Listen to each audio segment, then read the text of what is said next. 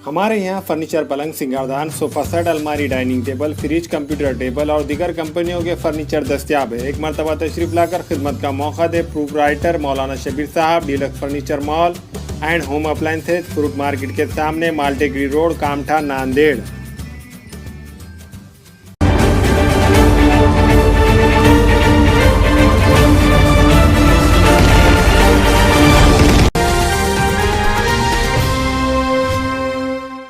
नांदेड़ के जिला कलेक्टर और जिला परिषद की सीईओ वर्षा ठाकुर ने बताया कि ज़िले नांदेड़ में 3 दिसंबर से स्कूल खोले जाएंगे।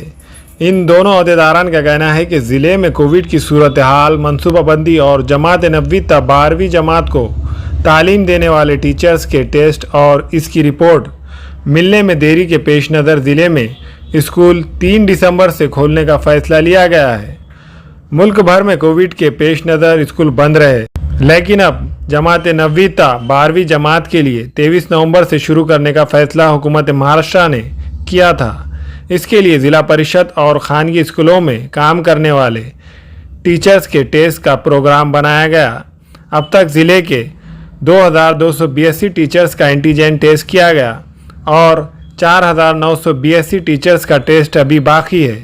इनके मिन जुमला 927 का RT-PCR टेस्ट किया गया और 2702 का टेस्ट अभी बाकी है।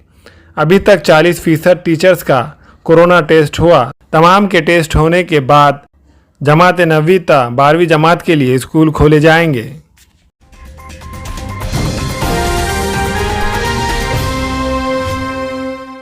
महाराष्ट्र समेत कई रियासतों में त्योहारों के बाद मुसलसल बढ़ रहे कोरोना वायरस के मामलात को लेकर तशवीश बढ़ती जा रही है।